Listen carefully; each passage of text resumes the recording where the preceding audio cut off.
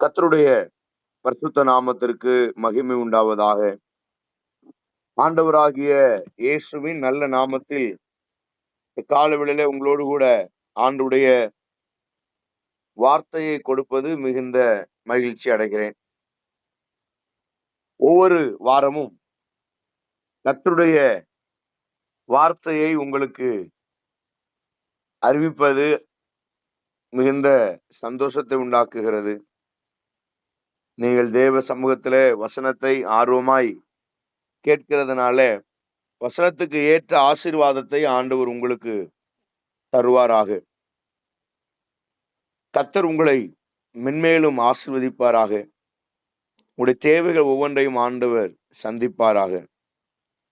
என்ன தேவையோடு நீங்கள் இந்த காலவெளியிலே இருக்கிறீர்களோ அந்த தேவைகளை நிச்சயமாக ஆண்டவர் உங்களுக்கு சந்தித்து எல்லாவற்றிலையும் உங்களுக்கு அவருடைய கிருபையை தந்து உங்களை ஆசீர்வதிப்பாராக. ஒவ்வொரு நாளும் உங்களை நினைக்கும் பொழுதெல்லாம் ஜெபிக்கிறேன். இந்த ஜெப குழுவை கர்த்தர் இன்னும் மென்மேலும் ஆசீர்வதிக்க வேண்டும். உங்கள் ஜெபத்துக்கெல்லாம் ஆண்டவர் பதிலை தர உங்களுக்காக நான் ஜெபிக்கிறேன்.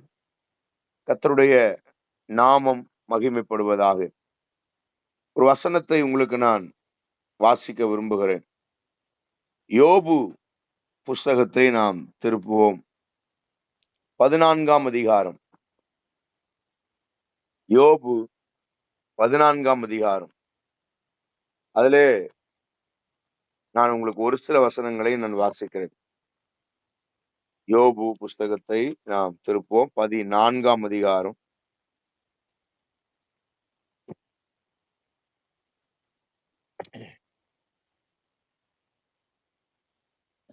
யோபு 14 அதிலே 6வது வசனத்தை 7வது வசனத்தை உங்களுக்கு வாசிக்கிறேன். அவன் ஒரு கூலிக்காரனை போல் தன் நாளில் வேலை ஆயிற்று என்று ரம்மியப்படும் மட்டும் அவன் ஓய்ந்திருக்கும்படி உமது பார்வையை அவன் விட்டு விளக்கும். ஒரு மரத்தை குறித்தாவது நம்பிக்கை உண்டு. அது வெட்டி போடப்பட்டாலும் திரும்பவும் தழைக்கும். அதன் இளங்கிளைகள் துளிர்க்கும். அதன் வேர் தரையில பழையதாகி அதன் அடிக்கற்றை மண்ணிலே செத்தாலும் தண்ணீரின் வாசனையினால் அது துளிர்த்து இளம் மரம் போல கிளைவிடும். மனுஷனோ வென்றால் செத்தப்பின் ஒளிந்து போகிறான். மனுப்புத்திரன் ஜீவித்து போன பின் அவன் எங்கே? கர்த்தருடைய பரிசுத்த நாமத்திற்கு மகிமை உண்டாவதாக. ஒரு மனுஷனுடைய ஜீவியத்தை குறித்து, அவனுடைய வாழ்க்கையை குறித்து இந்த யோபு தெளிவாக எழுதுகிறதை நாம் பார்க்கிறோம். ஒரு மனிதனுடைய ஆயுசு காலம், ஒரு மனிதன் எவ்வளவு நாள் அவன் வாழ்கிறான் பாருங்க. வாழ்க்கை ரொம்ப குறுகினது. ரொம்ப காலம் நம்ம வாழ போறது கிடையாது. ரொம்ப வருஷம் வாழ போறோம், 10-50 வருஷம், இன்னும் நம்ம ஒரு 50 வருஷம் வாழ்வோன்றதுலாம் சாத்தியம் இல்லை. இப்பவுமே நமக்கு 40 வயசுக்கு ஆகுது, இன்னும் நம்ம 50 வருஷம் வாழுவோன்றது சாத்தியமா இல்லை. ஏன்னா இன்னைக்கு இருக்கிற கால சூழ்நிலைகள், இன்னைக்கு இருக்கிற நாட்கள்ல மரணங்கள் எல்லாம் 35-40 வயதுல மரணங்கள் அதிகம் வருகிறது. அதிக விபத்து, அதிக ஹார்ட் அட்டாக், இப்ப சர்வசாதாரணமா கேன்சர், இப்படி பல வியாதிகள் நம்முடைய தேசத்துல பரவி கிடக்கிறது. வியாதிக்கு பஞ்சமில்லாத அளவிற்கு நாம் தேசம் சீரழிந்து கொண்டிருக்கிறது. அதனால யாருக்கும் கேரண்டி கிடையாது. இத்தனை வருஷம் வாழுவோம், இவ்வளவு நாள் நான் இருப்பேன், இவ்வளவு நாள் இருக்க மாட்டேன், நான் இத்தனை வருஷம் வாழுவேன்ற ஒரு நம்பிக்கை நமக்கு கிடையாது. உங்களுக்கு என்ன நம்பிக்கை இருக்கிறது? ஏனென்றால் நம்முடைய சரீரத்தை குறித்து நமக்கு தெரியும். ஆனா ஒரு மனிதனுடைய வாழ்க்கை ரொம்ப குறுகின காலங்கள் தான் நாம் வாழுகிறோம். இந்த வாழ்நாளில் நாம் எப்படி இருக்க வேண்டும் என்பது தேவன் நமக்கு அநேக காரியங்களை அவர் சொல்லியிருக்கிறார். பைபிள்ல நிறைய இடங்கள்ல ஆண்டவர் சொல்லும் போது வாழ்க்கை குறித்து ஆண்டவர் அதிகம் பிரசங்கித்திருக்கிறார். நாம் எப்படிப்பட்ட வாழ்க்கை வாழ வேண்டும்? சம்பாத்தியங்களை சேர்த்து வைக்கிறதுனால அவைகளை ஒன்றையும் நாம் கொண்டு போவதில்லை என்று சொல்லுகிறார். கவலைப்படாதிருங்கள். கவலைப்படுகிறதுனால எவன் தன் சரீர அளவோடு ஒரு முழத்தை கூட்டுவான்? இந்த பூமியில நீங்கள் வாழக்கூடிய நாட்கள் வேதம் நமக்கு தெளிவாக சொல்லுகிறது. ஒரு 3 காரியங்கள் உங்களுக்காக நான் சொல்லி ஜெபிக்கிறேன். பிரசங்கியின் புஸ்தகம் 5ஆம் அதிகாரம், அதுல 15வது வசனத்தை உங்களுக்கு நான் வாசிக்கிறேன். பிரசங்கி 5:15. தன் தாயின் கற்பத்தில் இருந்து நிர்வாணியாய் வந்தான். வந்தது போலவே நிர்வாணியாய் திரும்ப போவான். அவன் தன் பிரயாசத்தினால் உண்டான பலனொன்றையும் தன் கையில எடுத்து கொண்டு போவதில்லை. பைபிள் சொல்லுகிறது முதல் காரியம், நம்ம நிர்வாணியாய் வருகிறோம். ஒன்னும் கொண்டு வந்ததும் கிடையாது, ஒன்னும் கொண்டு போறதும் கிடையாது. இந்த பூமியில நம்ம எவ்வளவு கஷ்டப்பட்டு சம்பாதிச்சாலும், நம்ம எவ்வளவு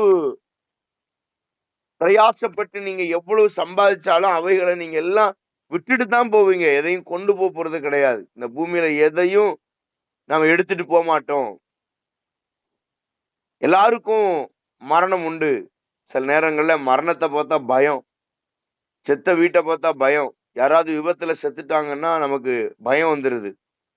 நம்ம வீட்டு பக்கத்துல யாராவது செத்துட்டா நம்ம பயப்படுறோம். தெருவுல யாராவது தூக்கிட்டு போனா பயப்படுறோம். ரோட்ல ஆக்சிடென்ட் ஆயிடுச்சுன்னா பயப்படுறோம். பயம், மரணத்தை குறிச்சு பயம். நிறைய பேருக்கு அப்படிப்பட்ட ஒரு பயம் இருக்கிறது. இன்னொரு வார்த்தை சொல்லணும்னா, உயிர் மேல அதிக ஆசை, இன்னும் வாழணும் அப்படின்னு ஆசை.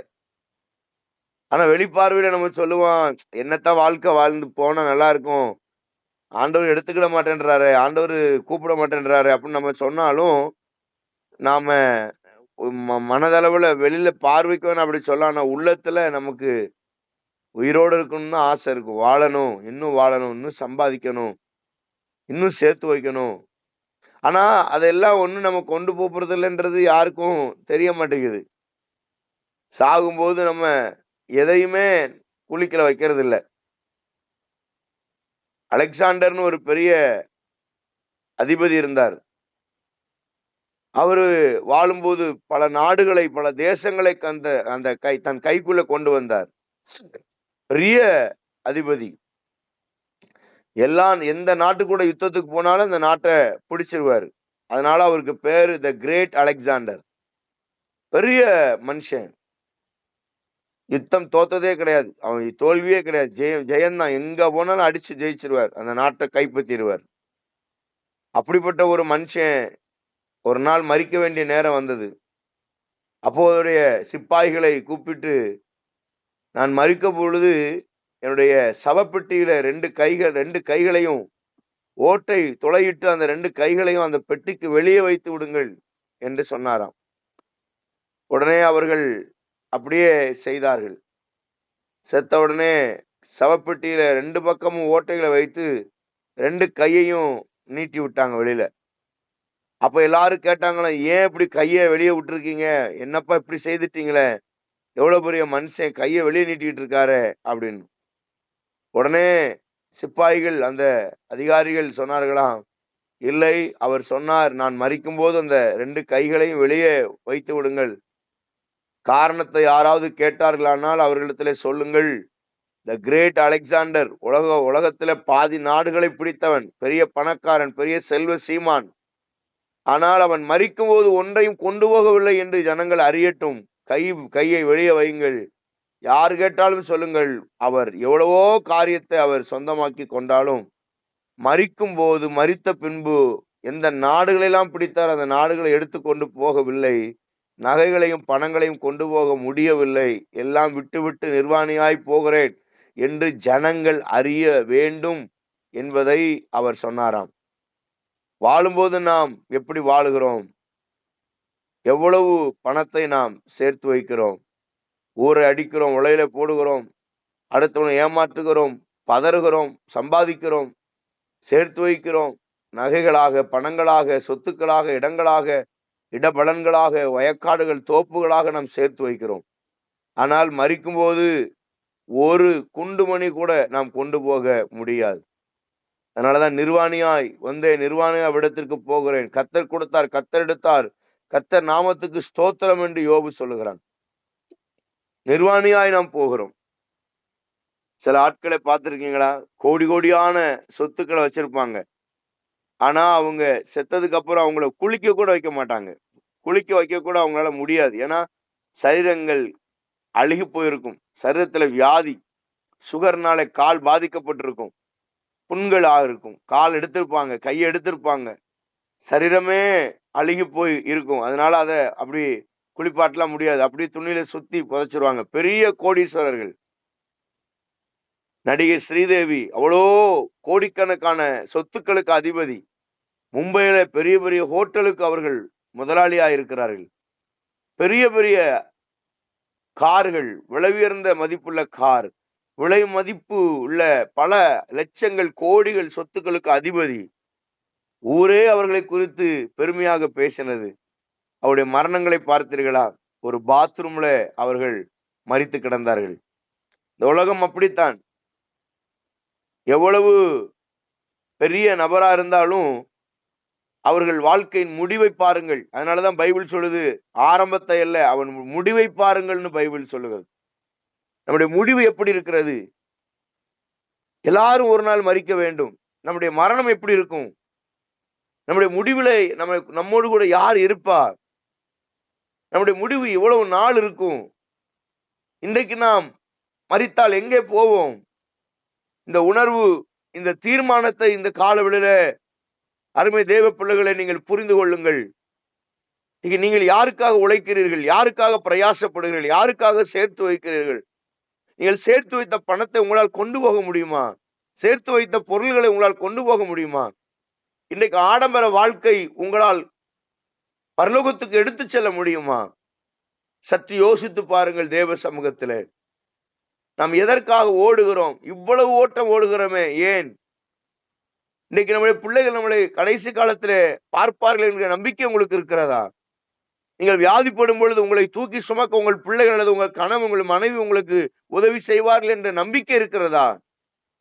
பைபிள் சொல்லுகிறது, சங்கீதம் 118:8, மனுஷனை நம்புவதை பார்க்கலும் கர்த்தர் பேரிலே பற்றுதலா இருப்பதே நலம். நீ யாரையும் நம்பாத.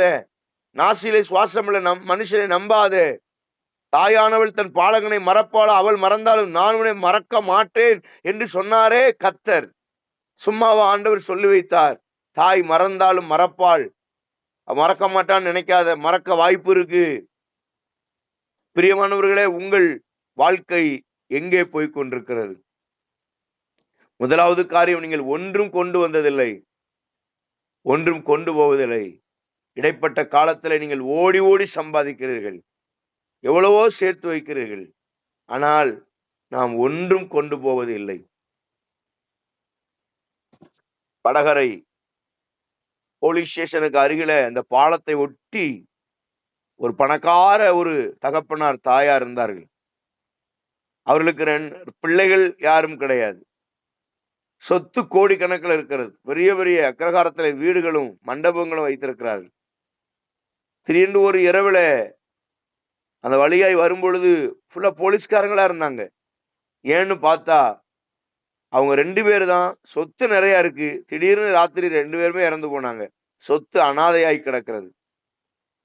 அருமையான தேவனுடைய பிள்ளைகளே, ஒன்றையும் கொண்டு வருவதும் இல்லை, ஒன்றையும் கொண்டு போவதும் இல்லை. அதனாலதான் ஆண்டவர் இயேசு கிறிஸ்து சொல்லும் பொழுது, பறவைகளுக்கு, நரிகளுக்கு குழிகளும் பறவைகளுக்கு கூடுகளும் உண்டு, மனுஷகுமாரனுக்கோ தலை சாய்க்க இடம் இல்லை. இந்த பூமியில ஒண்ணும் கிடையாது. இந்த பூமியில நம்ம ஒன்னும் கொண்டு போக மாட்டோம். உறுதியா சொல்லுங்க, கொண்டு போக முடியாது. அதனால வாழும்போது கர்த்தர் வைத்திருக்கிற வாழ்க்கையில உண்மையாய் ஓடி அந்த பந்தய பொருளை பெறுவதற்கு கர்த்தர் நமக்கு கிருபை தருவாராக. பிரசங்கி 4:2 சொல்லுகிறது, ஆதலால் இன்னும் உயிரோடு இருந்து பிழைக்கிறவர்களை பார்க்கிலும் முன்னமே காலம் சென்று மரிக்கிறவர்களை பாக்கியவான்கள் என்றான். முன்னே மரிக்கிறவர்கள் பாக்கியவான்கள். இன்னைக்கு நமக்கு முன்னாலே மரிச்ச ஒவ்வொரு பரிசுத்தவான்களை நினைச்சு பாருங்க. அவர்கள் எல்லாம் பாக்கியவான்கள். இந்த பூமியில இருக்கிற அக்கிரமங்கள், கொடுமைகள், இந்த பூமியில நடக்கிற அநியாயங்களை எல்லாம் பார்க்காம அவங்க தேவ சமூகத்துல போயிட்டாங்க பாருங்க. அவங்களாம் நீதிமான், பாக்கியவான். முன்னே மரிக்கிறவர்கள் பாக்கியவான்கள். நமக்கு முன்னாலே மரிக்கிறவர்கள் பாக்கியவான்கள். மரணம் என்பது மிக அழகானது. மரணம் என்பது மிக ஆசீர்வாதமானது. நீதிமானுடைய மரணம் கர்த்தர் பார்வையில அருமையா இருக்கிறதுன்னு பைபிள் சொல்லுகிறது.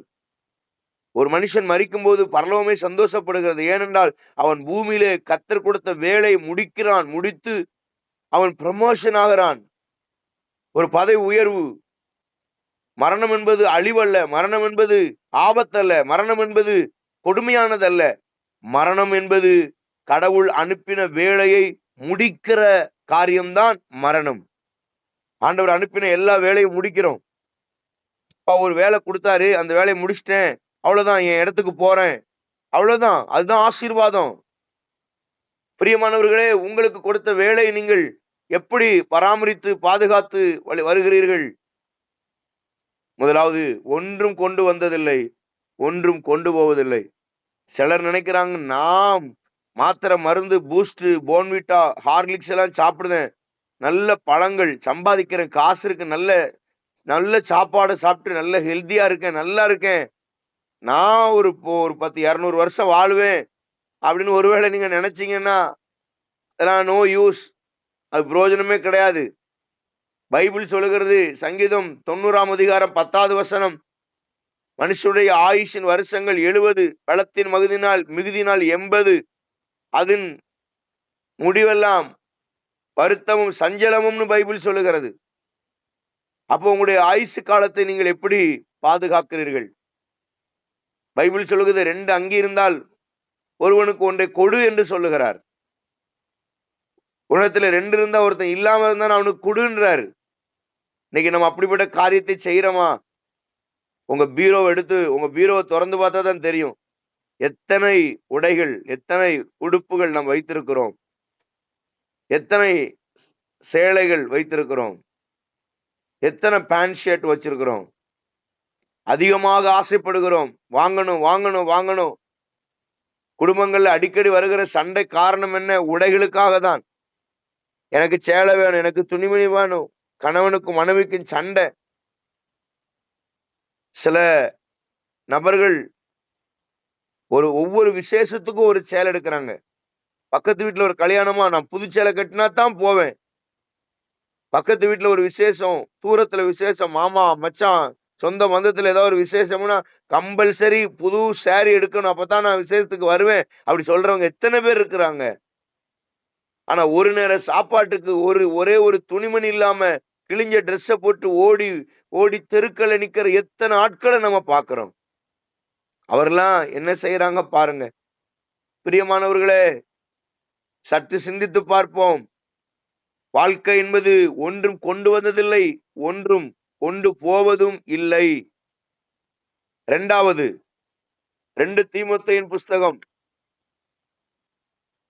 4ஆம் அதிகாரம் 7வது 8வது வசனம், நல்ல போராட்டத்தை போராடினேன், ஓட்டத்தை முடித்தேன், விசுவாசத்தை காத்து கொண்டேன். இது முதல் நீதியின் கிரீடம் எனக்காக வைக்கப்பட்டிருக்கிறது. நீதி உள்ள நியாயாதிபதியாகிய கர்த்தர் நாளில் அதை எனக்கு தந்தருளுவார். எனக்கு மாத்திரமல்ல, அவர் பிரசன்னமாகுதலை விரும்புகிற யாவருக்கும் அதை தந்தருளுவார்.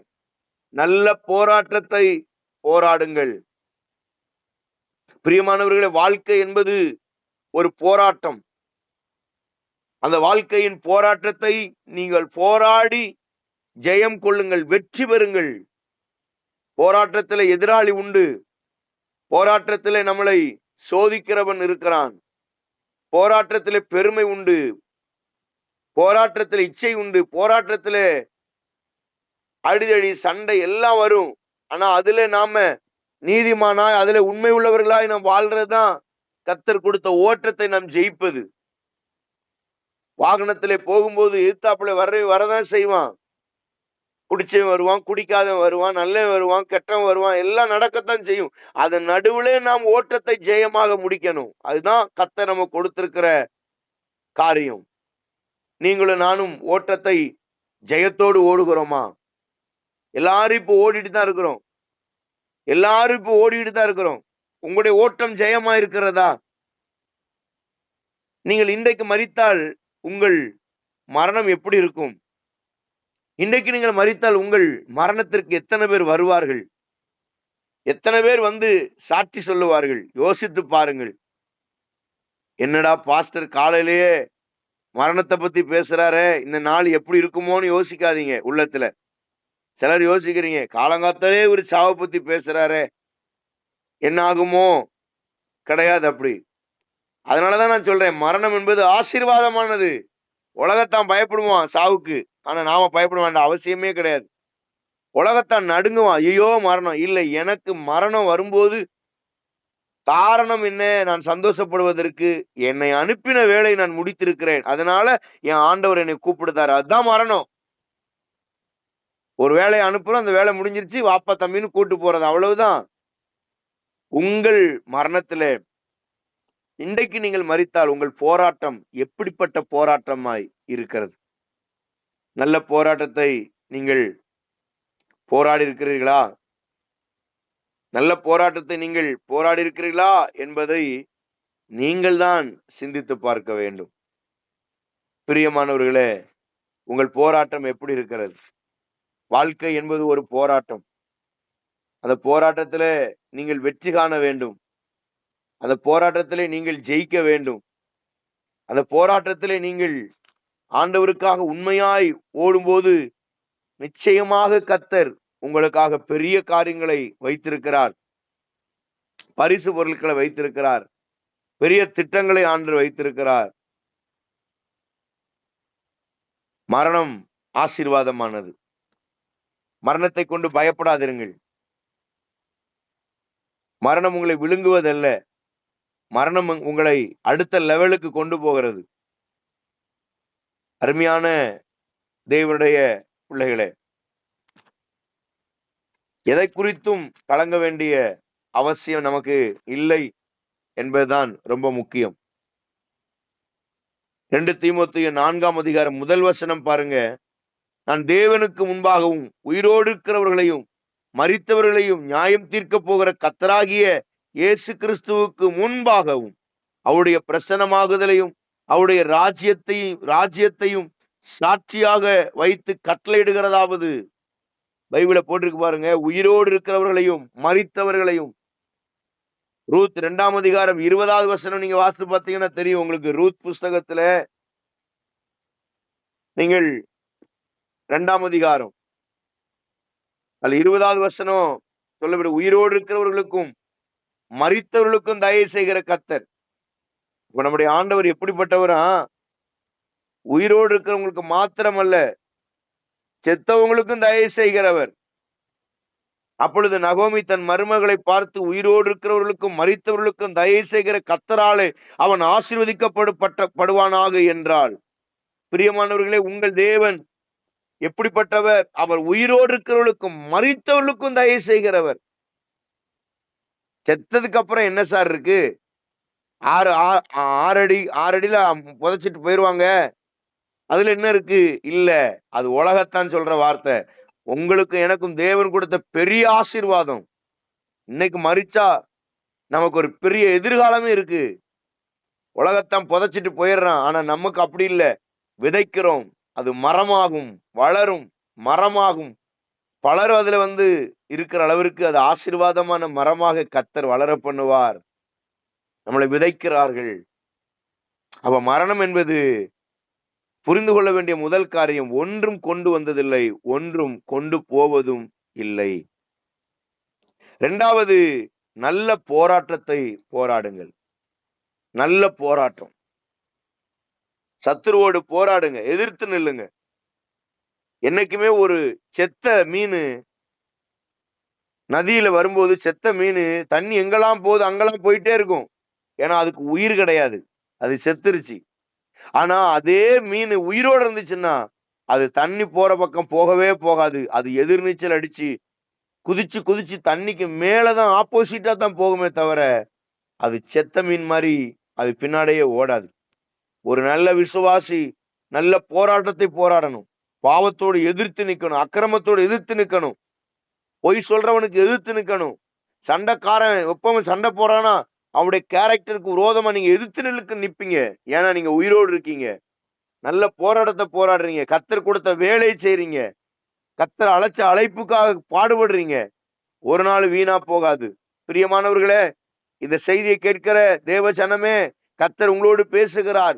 உங்களை அனுப்பின உங்கள் எஜமானன் வேலையை முடிக்க கத்துக்கோங்க. சேர்த்து வைக்கிறதுனால ஒரு பிரயோஜனம் கிடையாது. வாரி இறைத்தான், விருத்தி அடைந்தான், ஏழைகளுக்கு கொடுத்தான், அவன் நீதி என்றென்றைக்கும் விளங்கும். பிரியமானவர்களே, கர்த்தர் உங்களுக்கு கொடுத்த ஆசீர்வாதங்களை நீங்கள் கொடுத்து பழகுங்கள். ஏழைகளுக்கு கொடுங்க, திக்கற்ற பிள்ளைகளுக்கு கொடுங்க, அனாதைகளுக்கு கொடுங்க, ஆதரவற்றவர்களுக்கு கொடுங்க. பக்கத்து வீட்டுல கஷ்டப்படும் போது நீங்க சாப்பிட்டுட்டு டெய்லி சாப்பிட்டு கதவடைச்சிட்டு தூங்குறீங்களா, மனசாட்சி இல்லாத ஆட்களா இருக்கக்கூடாது. நீங்கள் டெய்லி அனுதினமும் பார்க்கிற ஜனங்கள் யாராவது சுகவீனப்பட்டு பலவீனப்பட்டு அல்லது ஒருவேளை ஆகாரத்துக்கு ஆகாரம் இல்லாம பிள்ளைகளை படிக்க வைக்க முடியாம கஷ்டப்பட்டு யாராவது உங்கள் வீட்டுக்கு அருகில இருந்தால், ஒருவேளை எங்கேயாவது கேள்விப்பட்டால், உங்கள் பணத்தை செலவழித்து கற்றுக்கொள்ளுங்கள், அவர்களுக்கு கொடுங்க. அதெல்லாம் பரலோகத்துல சொத்து. நீங்க லட்சம் ரூபாய் சம்பாதிச்சுட்டு வர்ற ஏழைகளுக்கு ஒன்னும் கொடுக்காம கர்த்தர் பார்த்துக்கிடுவாரு அப்படின்னு நான் ஜெபம் பண்றேன்னா உங்க ஜெபம் வேஸ்ட். அது ஜெபமே கிடையாது. கண்ட சகோதரத்திலே அன்பு கூறாதவன் காணாத தேவனிடத்துல எப்படி அன்பு கூறுவான்? ஒரு பிரயோஜனம் கிடையாது. எவ்வளவு நம்ம கையில பணம் இருந்தாலும் ஏழைகளுக்கு ஒரு ரூபா கொடுக்காத ஒரு விசுவாசி, ஒரு தேவ பிள்ளை, ஒரு பாஸ்டர், ஒரு விசுவாசி பரலோகத்துக்கே போக மாட்டோம். நம்மகிட்ட அந்த நல்ல காரியம் ஒண்ணுமே இல்லையே, கஞ்சத்தனத்துல கிடக்குறோமே. கஞ்சன். சிலர் சொல்லுவாங்க எச்சி கையில காக்கா வெட்ட மாட்டான். கரெக்டு தான். சிலர் அந்த எச்சி கையில காக்கா வெட்டினா கூட அந்த கையில இருக்கிற பருக்கைய காக்கா தின்றுமேன்னு சிலருக்கு யோசனை. நல்ல போராட்டத்தை போராடுங்க. கொடுத்த வேலையை சரியாய் செய்யுங்க. ஒன்னும் கொண்டு போறதில்ல, ஒன்னும் கொண்டு வந்தது இல்லம்மா. கர்த்தருக்காக உண்மையா நில்லுங்க. சின்னதிலையும் பெரிதிலையும் பரிசுத்தமா வாழுங்க. அனுப்பின வேலையை நிறைவேற்றுவதற்கு போராடுங்க. நல்ல போராட்டம். போராட்டம் இல்லாம வாழ்க்கையே கிடையாது. என் வாழ்க்கையில எந்த பிரச்சனையுமே இல்லைன்னா நீங்க வாழவே இல்லைன்னு அர்த்தம். பிரச்சனைகளோட தான் நம்ம வாழணும், போராட்டத்தோட தான் வாழணும், கண்ணீரோட தான் வாழணும். ஆனா வாழ வேண்டிய வாழ்க்கை கர்த்தருக்காக வாழணும். அதுதான் ரொம்ப முக்கியம். அப்ப முதலாவது, ஒன்றும் கொண்டு வந்ததில்லை உங்கள் வாழ்க்கையில, எதையும் கொண்டு போவதும் இல்லை. இரண்டாவது, நல்ல போராட்டத்தை போராடுங்க. வாழ்க்கை என்பது போராட்டம். அதிலே வெற்றியோடு வாழ கர்த்தர் நமக்கு கிருபை தருவாராக. இப்பொழுது உங்களுக்கு புரிந்திருக்கும், உங்களுடைய ஜீவியத்துல நாம் எந்த நிலைமையில இருக்கிறோம், கர்த்தர் கொடுத்த வேலையை சரியாய் செய்கிறோமா என்பதை நீங்கள் நன்றாய் புரிந்திருப்பீர்கள் என்று விசுவாசிக்கிறேன். பிரியமானவர்களே, மூன்றாவது, யோபுவின் புஸ்தகம் 19ஆம் அதிகாரம். அதுல 25, 26. யோபு 19, 25, 26. என் மீட்பர் உயிரோடு இருக்கிறார் என்றும் அவர் கடைசி நாளில் பூமியின் மேல் நிற்பார் என்றும் நான் அறிந்திருக்கிறேன். இதை இந்த என் தோல் முதலானவைகள் அழுகி போன பின்பு நான் என் மாம்சத்தில் இருந்து தேவனை பார்ப்பேன். அவரை நானே பார்ப்பேன். அந்நிய கண்கள் அல்ல, என் கண்களே அவரை காணும். இந்த வாஞ்சையால் என் உள்ளந்தெரியங்கள் எனக்குள் சோர்ந்து போகிறது. அப்ப மூணாவது ஒரு மனுஷனுடைய வாழ்க்கையில இருக்க வேண்டியது என்னவென்றால், அவர் உயிரோடு இருக்கிறார், நானும் உயிரோடு இருப்பேன் என்கிற எண்ணம் உங்களுக்கு வேணும். நல்ல போராட்டத்தை போராடுங்க. மரிச்சா தேவன்கிட்ட போயிருவோம். மரிச்சதுக்கு அப்புறமும் நமக்கு ஒரு வாழ்க்கை இருக்கிறது. என் உயிர், என் ஆத்துமாவை கொல்ல ஒருவனுக்கும் அதிகாரம் கிடையாது. எனக்கு மறுவாழ்வு இருக்கிறது. மறு ஜென்மம் அல்ல, ஒரே ஜென்மந்தான். ஒரு முறை பிறப்போம், பின்பு நியாய தீர்ப்பு நாள்ல அங்க போய் கணக்கு ஒப்புவிக்க வேண்டிய வேலைதான். செத்துலாம் பிழைக்க மாட்டோம். சிலர் சொல்றாங்க, போன பிறவில ஆடா பிறந்தேன், போன பிறவில மாடா பிறந்தேன், போன ஜென்மத்துல நீ என்னவா பிறந்திருப்ப. இந்த ஜென்மம் எல்லாம் பைபிள்ல போடவே கிடையாது. எத்தனை ஜென்மம் அப்படிலாம் கிடையாது.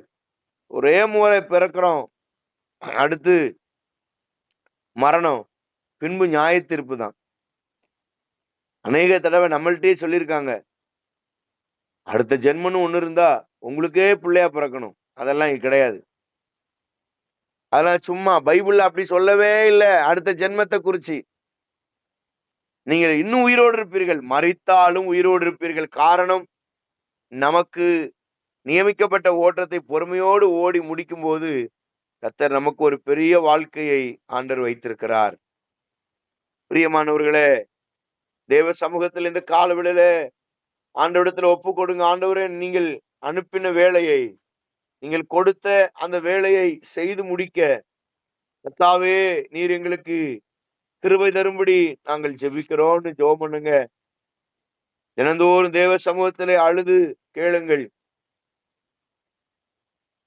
பைபிள் சொல்லுகிறது, சங்கீதம் 103 அதிகாரம் 15வது வசனம் 16வது வசனம் சொல்லுகிறது, மனுஷனுடைய நாட்கள் புல்லுக்கோப்பா இருக்கிறது, வெளியின் புஷ்பத்தை போல பூக்கிறான், காற்று அதன் மேல் வீசின உடனே அது இல்லாமல் போயிற்று, அது இருந்த இடம் இனி அதை அறியாது. அது அறியாது. நம்ம எங்க போறோம்னே அந்த இடம் தெரியாது, எங்க போறோம்னு கண்டுபிடிக்க முடியாது. உங்களுடைய வாழ்க்கை குறுகினது. வாழ்க்கை ரொம்ப பெரிய வாழ்க்கை இல்ல, குறுகின வாழ்க்கை தான்.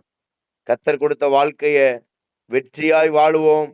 நிச்சயமாக கர்த்தர் நம்மை ஆசீர்வதிப்பார். எபிரேயர் 13 அதிகாரம் 14வது வசனத்துல சொல்லுது, இதெல்லாம் நிலையான உலகம் கிடையாது, நமக்கு நிலையான நகரம் இங்கு இல்லை, நமக்கு நிலையான நகரம் பரலோகம் நமக்கு இருக்கிறது. இந்த நிலையில்லாத இந்த உலகத்துல நிலையான இயேசுவை பற்றி பிடித்து கொண்டு கர்த்தர் கொடுத்த பொறுப்பை நிறைவேற்றி உங்களை அனுப்பினுடைய சித்தத்தை நிறைவேற்ற கர்த்தர் உங்களுக்கு கிருபை தருவாராக. நம்பர் 1, ஒன்றும் கொண்டு வந்ததில்லை, ஒன்றும் நீங்கள் கொண்டு போவதும் இல்லை. நம்பர் 2, கொடுக்கப்பட்ட வாழ்க்கையில நல்ல போராட்டத்தை போராடுவோம், விசுவாசத்தை காத்து கொள்ளுவோம், ஜீவ கிரீடத்தை பெற்றுக் கொள்ளுவோம். 3வது, உங்களுக்கு மரணம் என்பது சரீரத்திலே உண்டு, ஆவியிலே கிடையாது. இங்கே கண்ணை மூடும் பொழுது பரலோகத்திலே அவரோடு கூட கண் திறந்து கர்த்தரை ஆராதிப்போம் என்கிற விசுவாசத்தோடு ஓடுவோம். உங்கள் ஓட்டத்தின் நாட்களிலே ஏழைகளுக்கு, திக்கற்ற பிள்ளைகளுக்கு, சபைகளுக்கு, அனாதைகளுக்கு, ஆதரவற்றவர்களுக்கு, ஊழியக்காரருக்கு கொடுங்கள். உங்கள் கீர்த்தி உலகமெங்கும் பரவும். கர்த்தர் உங்களை ஆஸ்வதிப்பாராக. உங்களுக்காக நான் ஜெபிக்கிறேன், தொடர்ந்து ஜெபிக்கிறேன். கர்த்தர் உங்களை ஆஸ்வதிப்பாராக. ஆமென், ஆமென்.